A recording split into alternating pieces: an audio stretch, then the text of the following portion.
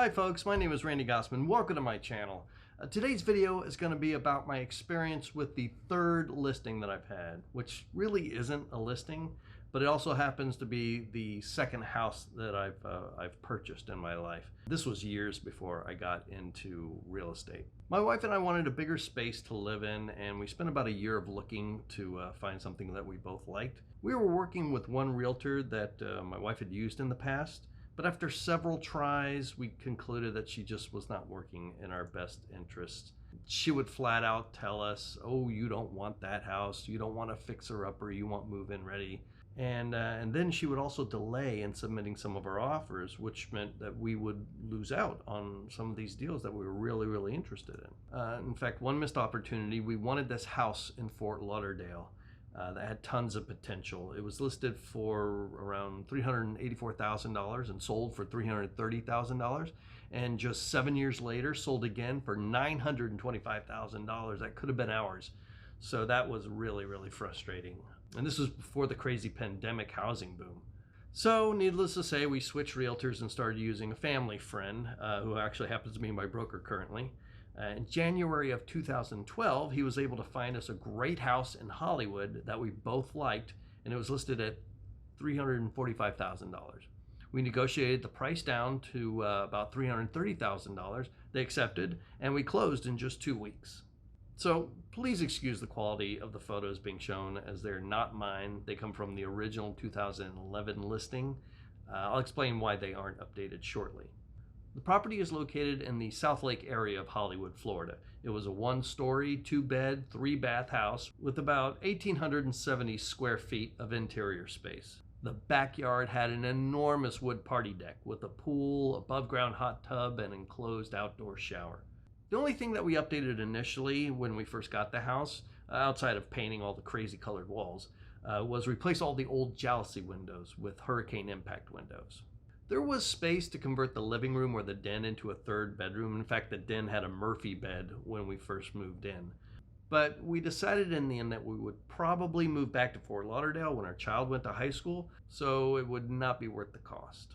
Over the years, we remodeled the master bath and put in new ceiling fans, repaired and painted the wood decking twice, got rid of the hot tub.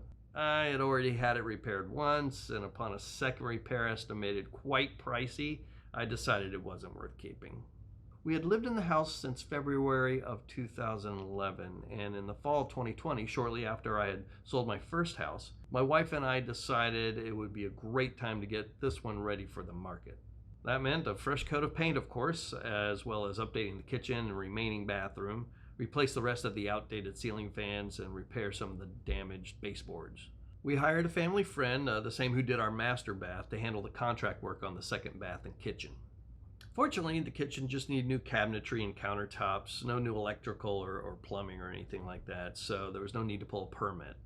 As we were putting in a new tub and switching around some outlets in the bathroom, we needed to pull permits there. Externally, the enormous wood decking was in rough shape again, and instead of patch and paint this time, we just decided it would be better just to remove it altogether. I knew that the pool's original Chattahoochee or aggregate decking was still underneath all that wood and was still intact, would probably look just fine. And there was also some pavement under the rest of the deck that I would just figure out what to do with later. And we knew, having experience with the master bathroom, that we did not want to live through this remodel.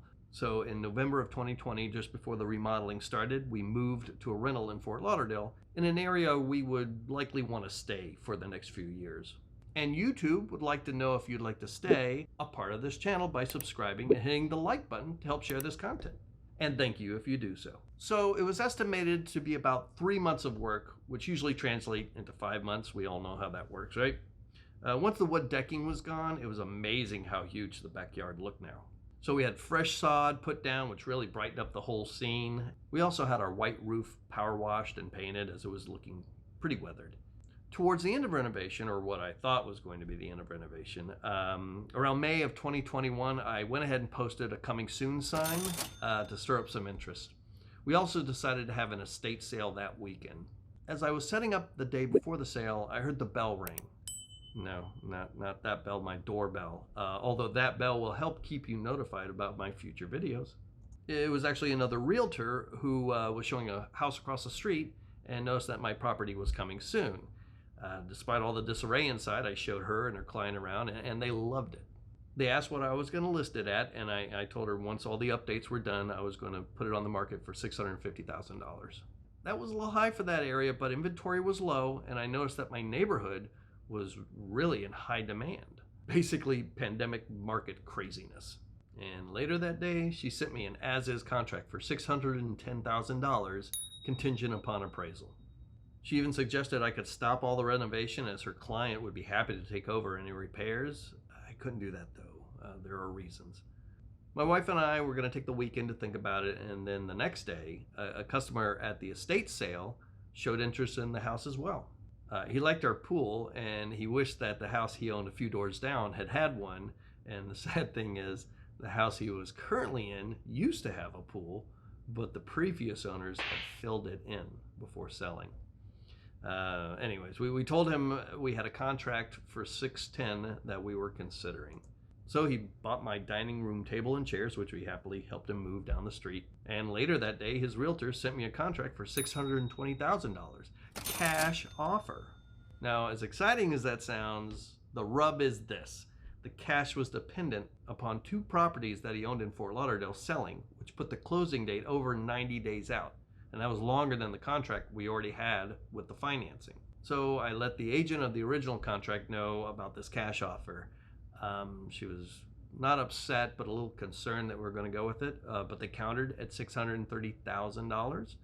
I knew the buyer with the cash offer would not be able to swing the extra $10K. Plus, what if those properties turned out not to close in the end? That was an issue. So in May of 2021, we accepted the $630,000 offer. Of course, I was happy to be selling the house sooner than expected, but was a little bummed as I was really looking forward to list it on the MLS. In fact, I never even got around to listing it as pending, but I wish I had done so at the time. Now, again, the work being done on the house was already under contract with a family friend. Deposits had been made, permits filed. I wasn't going to cancel all this work in progress. With that, I learned that in this particular climate, all these updates weren't necessary. Now, the kitchen remodel and the wood deck demolition were worth it. I feel definitely added to the value of the house and helped to sell it in the end, but I could have skipped redoing the second bathroom. It was in perfect working order, just needed to be updated. I didn't have to update the ceiling fans. I didn't have to repair the baseboards. I didn't even have to paint. None of it was needed. I just harken back to those normal procedures that you do when selling a house. You know, obviously you want to make a house that you're selling as move-in ready, as presentable as possible. Based off this experience, though, you may want to consider that before any major renovations, see what kind of interest and offers you get before starting all that work. Maybe present the post-renovation price you're planning to list it at now as is, and you might be surprised. Anyways, with contracts signed, the buyer's due diligence began.